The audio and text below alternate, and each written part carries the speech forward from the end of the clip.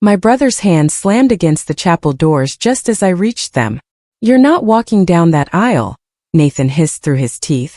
Behind him, my mother Carol stood rigid, arms folded tight across her chest. Her face wasn't trembling with worry. It was locked in cold, deliberate anger. My sister Melissa had already turned toward a cluster of guests nearby, whispering just loud enough for everyone around her to hear. "She's making a mistake. This marriage won't last a year." The music inside kept playing. That soft, beautiful melody I had chosen myself. The one meant to carry me toward the most important moment of my life. But the chapel doors stayed shut. Every guest in view had fallen completely silent, eyes fixed on me. Again. Me. Always the family embarrassment. Always the one standing on the outside looking in. But something had changed this time. I wasn't shaking. I wasn't fighting back tears. I wasn't folding under their judgment the way I always had before. Instead I smiled. "My name is Liana Crow," I said calmly, for the guests nearest to me. "And for the first time in my life, I am completely ready for this." They had absolutely no idea what was coming. I was 16 years old the first time it happened. My cousin Amy was getting married that June, and I had been excited for weeks. I picked out a pale yellow dress with small white buttons. I wrapped her gift in silver paper and tied it with a ribbon. I even practiced what I would say when I congratulated her at the reception. Then, for days before the wedding, my mother came to my room with that flat, expressionless look she wore whenever a decision had already been made without me. "You're not going," she said. I stared at her. "What? Why not? Amy doesn't want distractions on her day. You know how you can be." I didn't know how I could be. I was 16 years old. I wasn't dramatic or difficult. I just wanted to celebrate my cousin's wedding like everyone else in my family. "Can I at least call her Anne?" "It's already been decided, Liana." She walked out. No explanation. No softness. No further conversation. 2 days later, I stood at my bedroom window and watched my mother, father, Nathan, and Melissa climb into the car together. They were dressed up, laughing, talking over each other with excitement. Not one of them glanced back at the house. Not one of them knocked on my door. That was the moment I first understood. I did not truly belong to this family. It wasn't just Amy's wedding. That moment was only the beginning. Over the next several years, the same pattern repeated itself at every family wedding, and there were many. Each time the excuse changed slightly, but the outcome never did.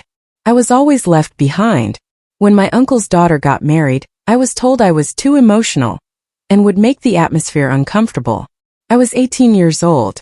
I had never once caused a scene at any family gathering in my life. When my mother's friend's son had his ceremony, Melissa told me plainly that I didn't fit the image they wanted to present. I still don't fully understand what that meant. When a distant cousin had a small wedding across town, my mother said quietly, "You make people uncomfortable, Liana. They notice it." And just like that, I was out again.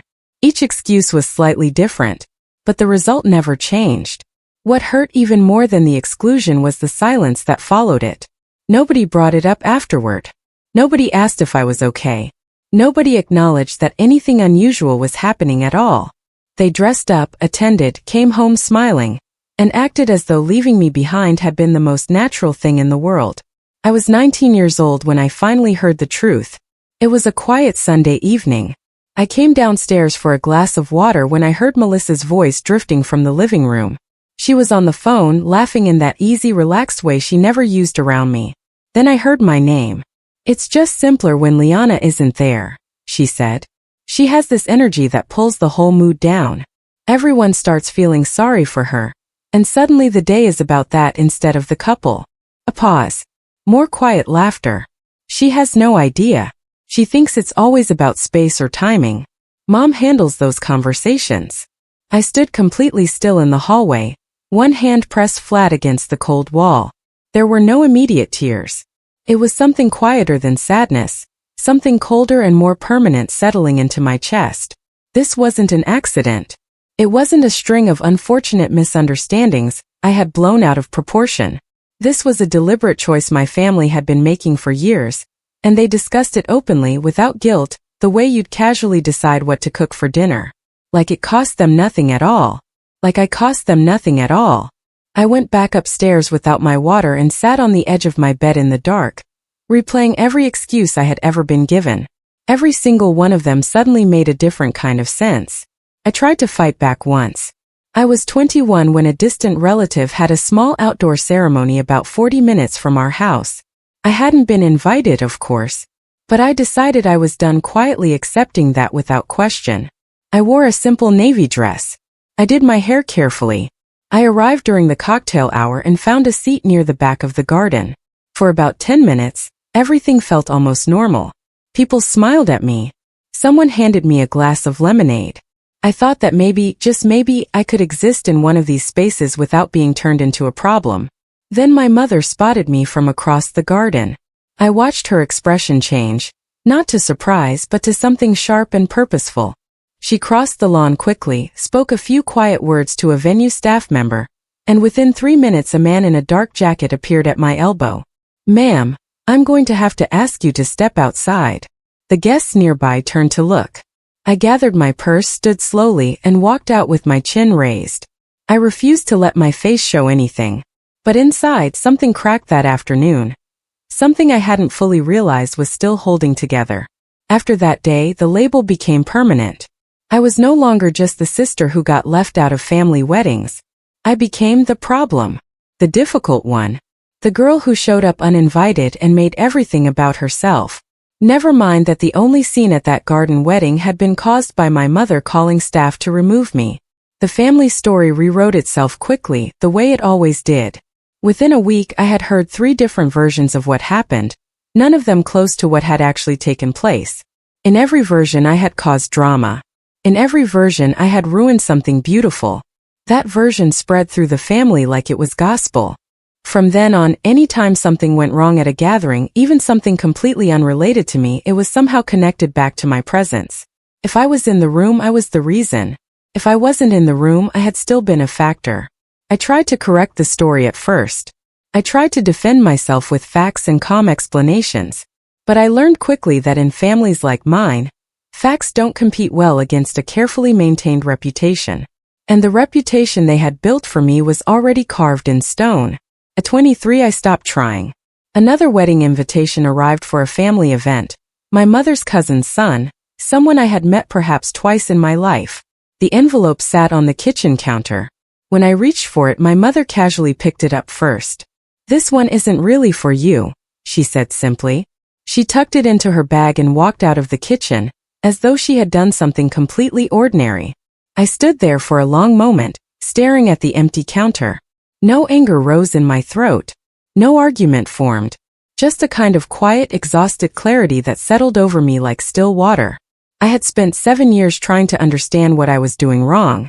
7 years adjusting, shrinking, making myself quieter and smaller and less. 7 years hoping that one of them would finally decide I was worth including. That evening, I went to my room and began packing. Not dramatically. Not with tears or speeches. Just carefully and deliberately, closed documents, the few things that were genuinely mine. If they did not want me there, I decided I would stop giving them the opportunity to keep showing me that. I left 3 days later. I did not look back. Life without them was strange at first. The silence in my small apartment was different from the silence in my family's house. That silence had always felt like punishment. This one felt like space, empty yes, but completely mine to fill however I chose. The first few months were the hardest. I won't pretend otherwise. I would see something funny and reach for my phone before remembering there was no one to call. I would pass a bridal boutique on the street and feel that familiar ache. Not quite longing, but a grief for something I had never truly been given. But slowly the ache grew smaller. I found work I was genuinely good at. Event coordination for a mid-sized company downtown. I was organized, calm under pressure, and careful with details. Skills, I later understood, that had been quietly built by years of managing my own emotions in impossible situations. I made real friends. People who asked how I was doing and actually waited for the answer. People who never once made me feel like my presence was an inconvenience or a burden. For the first time in my adult life, I could speak without measuring every word first. I didn't brace for the moment someone would decide I was too much. I was being chosen, not tolerated. Not managed. Chosen. Then I met Adrian. We were introduced through a mutual friend at a small dinner party, about 2 years after I left home. He was quiet in a deliberate way, like someone who listened more than he spoke because he genuinely meant to hear what people said. We talked for most of the evening. Not about impressive things but real ones. Work frustrations. Books we had abandoned halfway through. The particular loneliness of living in a city full of people but truly knowing very few of them. At the end of the night, he asked if he could see me again. I said yes. We dated slowly and carefully. He never pressured me. He never made me feel like I was falling behind some invisible schedule of what a relationship was supposed to look like. About 4 months in, I told him about my family.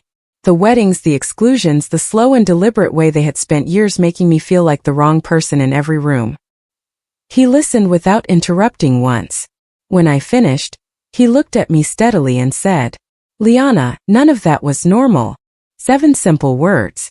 But I had been carrying the weight of my family's behavior for so long, quietly believing on some level that I must have deserved it, that hearing someone say it plainly, without hesitation, nearly undid me completely. When Adrian proposed, my first instinct was joy. My second instinct was fear.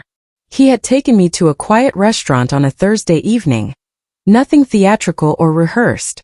Just the two of us, a corner table, and a small velvet box he slid across the tablecloth with both hands and a slightly nervous smile. "I want to build my life with you," he said. "I've known that for a while. I just wanted to wait until you knew it too." I looked at the ring, then at him.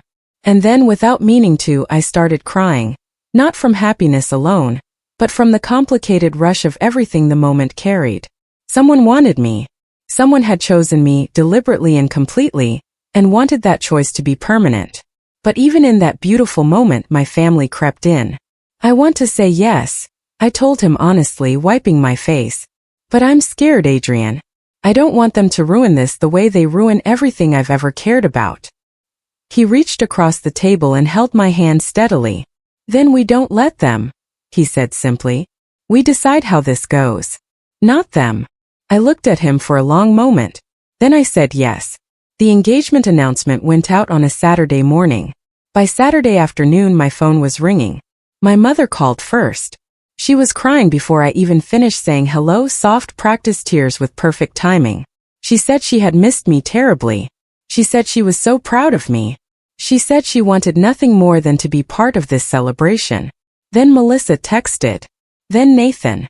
Then aunts and cousins I hadn't spoken to in years, all of them suddenly warm and available and delighted by my news. I stood in my kitchen reading through the messages one by one, my coffee growing cold on the counter. Adrian watched me from across the room. "What are you thinking?" he asked. "I'm thinking I haven't changed," I said quietly. "And I'm thinking they haven't either." But some old stubborn part of me, the part that still wanted a real family more than it wanted to be right, convinced me to give them one more chance. Adrian didn't push me either way. He said he would support whatever I decided. Against my better judgment, I opened the door. I called my mother back. I answered Melissa's texts. I let them back in with careful optimism and a quiet, private awareness that I was probably making a mistake. I just didn't know yet exactly how right I was. The red flags began almost immediately. Within the first week of being back in contact, my mother called about the venue.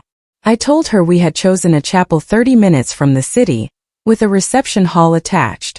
It seated 120 guests comfortably. "It's a bit small, isn't it?" she said. "People will feel cramped." "We like it," I told her. "Of course you do, sweetheart. I'm only thinking about the guests' comfort." The following week, Melissa asked to see my dress.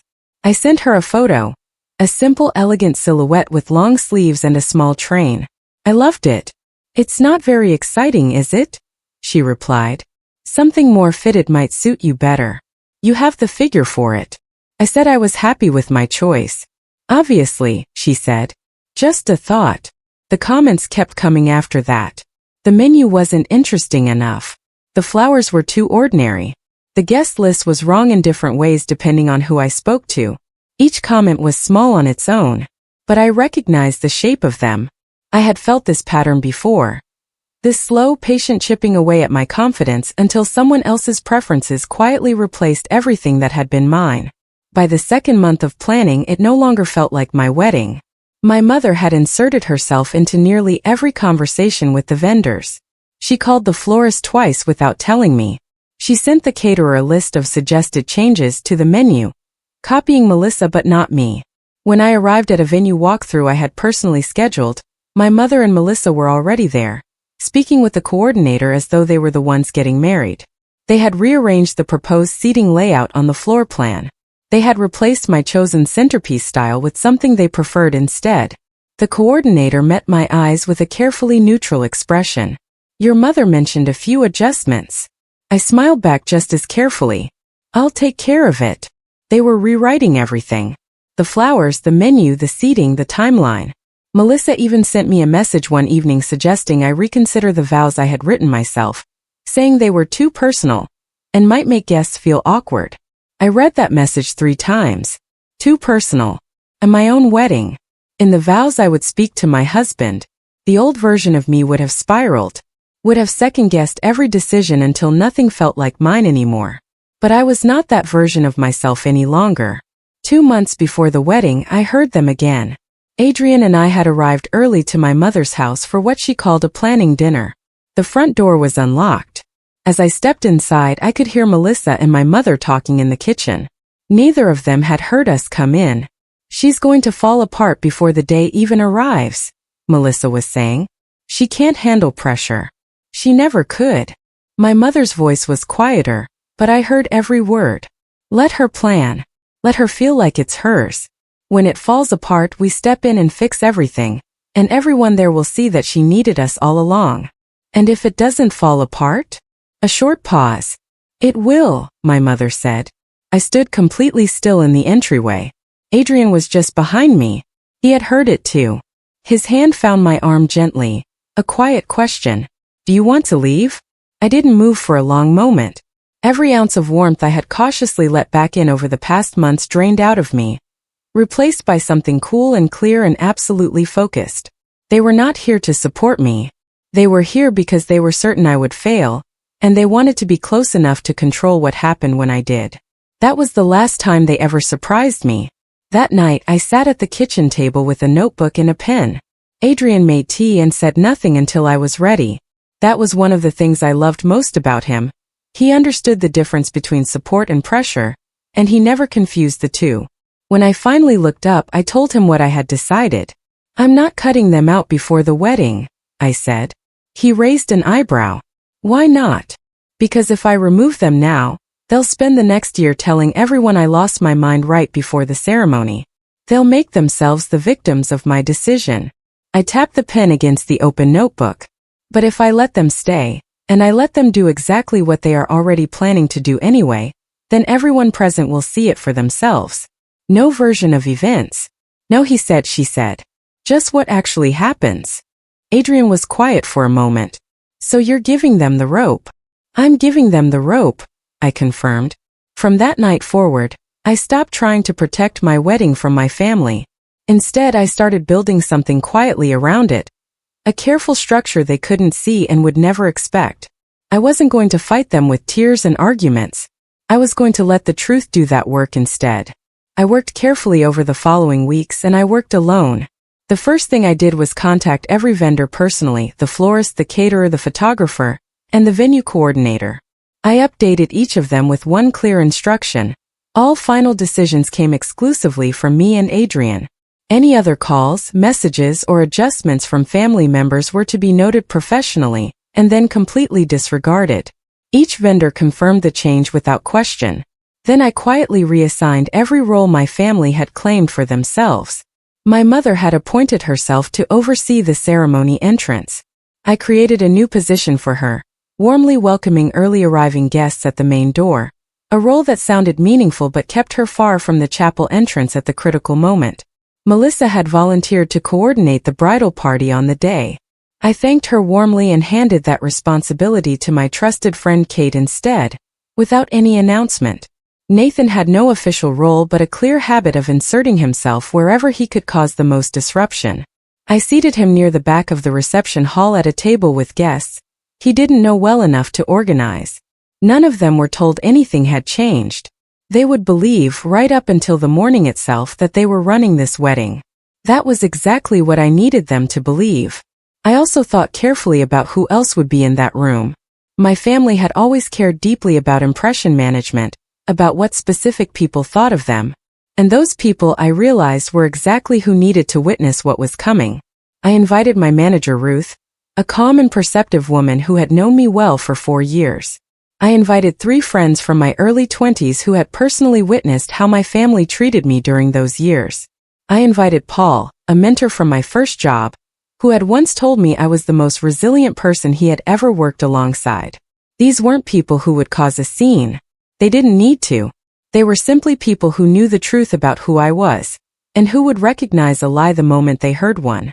I also reached out personally to 2 of my mother's oldest friends, women named Grace and Helen who had known Carol for over 30 years, and whose opinion she valued more than almost anyone else's in the world.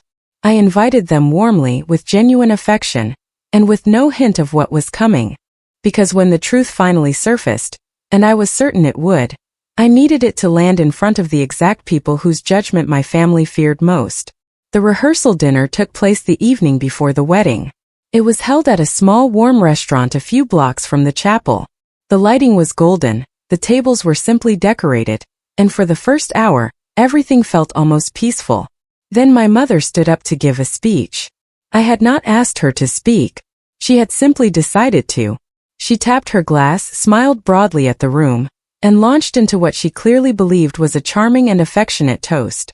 "Liana has always been a lot," she said with a light laugh, like it was the most gentle and loving observation. Even as a little girl, she had a way of making every moment more complicated than it needed to be. We love her for it, of course.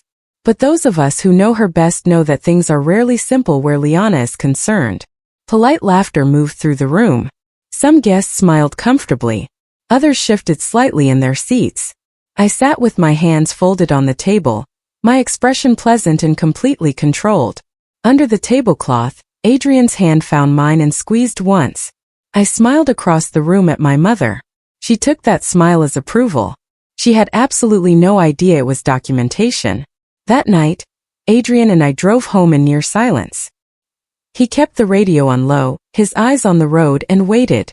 He had genuinely learned how I process difficult things. He knew that when I went quiet I wasn't shutting him out. I was thinking. After a few minutes he asked, "You doing okay?" "Yes," I said. And I meant it completely. "We can still simplify everything," he offered carefully. "Tell them not to come tomorrow. Have someone at the door. We don't owe them a single thing, Liana." I looked out the window at the streetlights passing by. "I know," I said. "But they've had years to shape who I am in other people's eyes. Every wedding they excluded me from. Every private conversation they had about me. Every excuse they invented. All of it built a version of me that I never agreed to. A story I never got to tell." I turned to look at him directly. "Tomorrow I get to tell my own story.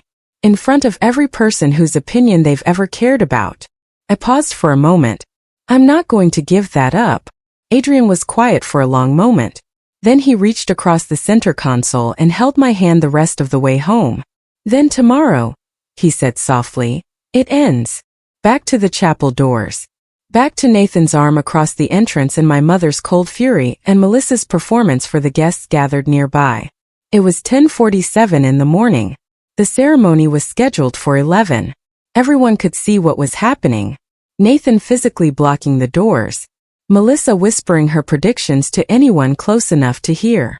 My mother positioned like a wall between me and the life I had chosen and built entirely on my own. And I was calm. Not the fragile, forced calm of someone struggling not to collapse. The real kind, the kind that lives in your chest when you know exactly what you are doing and exactly why.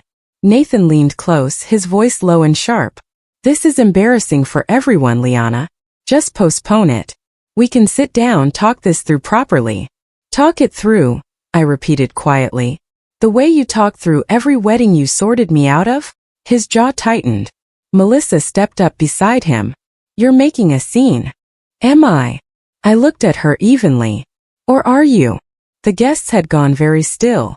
I could feel the entire room paying close attention, The shift in the air as people stopped pretending not to watch and simply watched openly. I had planned for this exact moment. All I had to do now was let it unfold exactly as I had prepared. I turned away from my family and faced the room. "Before I walk down this aisle," I said, loud enough for every guest to hear clearly, "there's something I'd like you all to see." The quiet that followed was total. Somewhere near the front of the chapel, I heard the music being gently lowered by the sound coordinator. Every guest was still. My family stood frozen behind me. I had spoken to my coordinator Kate 3 days before the wedding. She knew precisely what to do and exactly when to do it. I trusted her completely. She had helped me carry this plan quietly for weeks without a single misstep. On cue, 2 large screens mounted on either side of the chapel interior lit up simultaneously. My mother made a sharp, startled sound behind me. Nathan began to say something. Melissa took one quick step forward. None of it mattered any longer. The room was no longer looking at them. I stepped calmly to one side, composed and unhurried, giving every guest a clear and unobstructed view of both screens. Then I looked directly at my mother, my sister, and my brother, the 3 people who had spent the better part of my life deciding I wasn't worth including. "I'm not angry," I said quietly. "I just think the truth deserves a proper audience." What appeared on those screens was not dramatic. Didn't need to be. There were screenshots of text messages, conversations between Melissa and Nathan, between my mother and various relatives spanning years. Messages discussing why I had been excluded from weddings, using words like exhausting and embarrassing, and "it's just easier without her." Messages that made it absolutely clear these decisions had been coordinated, deliberate, and often laughed about between them. There were audio recordings.